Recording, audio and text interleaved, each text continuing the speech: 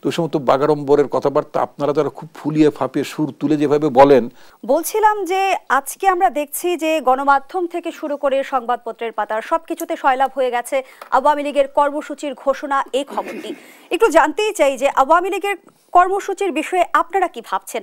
এর আগে আমরা 10 নভেম্বরের প্রসঙ্গ টেনে যদি বলি, তখন আমরা দেখেছি যে পাল্টা কর্মসূচি নিয়ে বিএনপি রাজপথে অবস্থান করেছিল। এবার বিএনপির পদক্ষেপ কি হতে যাচ্ছে? ধন্যবাদ আপনাকে। আপনি দুটো বিষয় আলোচনা করেছেন, প্রেক্ষিত ভিন্ন। একটা হচ্ছে আপনার পতিত স্বৈরাচারের মাঠে নামার হুমকি। মাননীয় প্রধান উপদেষ্টার প্রেস সচিব তিনি যথার্থই বলেছেন, তার বক্তব্যের সাথে, তার স্পিডের সাথে আমি সম্পূর্ণ একমত। ওই পতিত স্বৈরাচার, ওই খুনের রানী, গুমের রানীর নেতৃত্বাধীন যে রাজনৈতিক দল,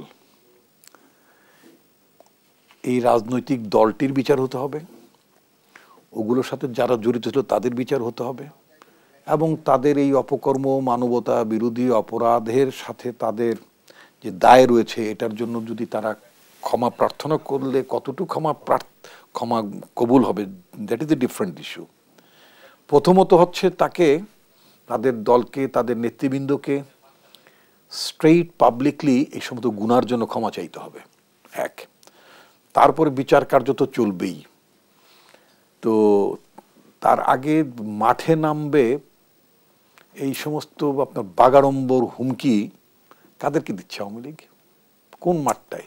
ভারতের মাঠে না বাংলাদেশের মাঠে?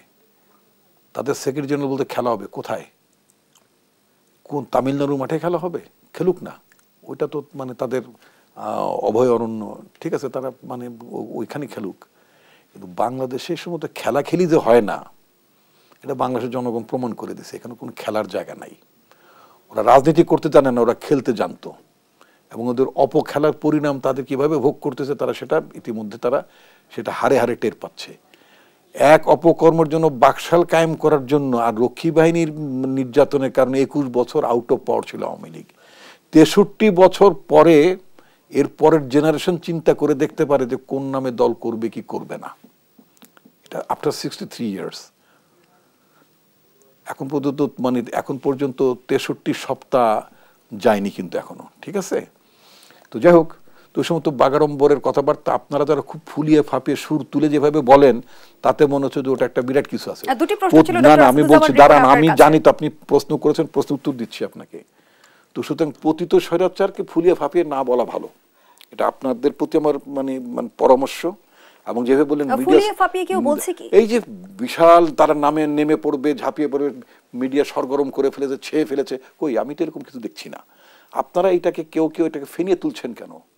ফেনানোর কিছু নাই তো। এটা আওয়ামী লীগের গন কেস। স্বৈরাচার খুনিদের রাজনীতি বাংলাদেশের মাটিতে হবে না, ইটস ভেরি ক্লিয়ার।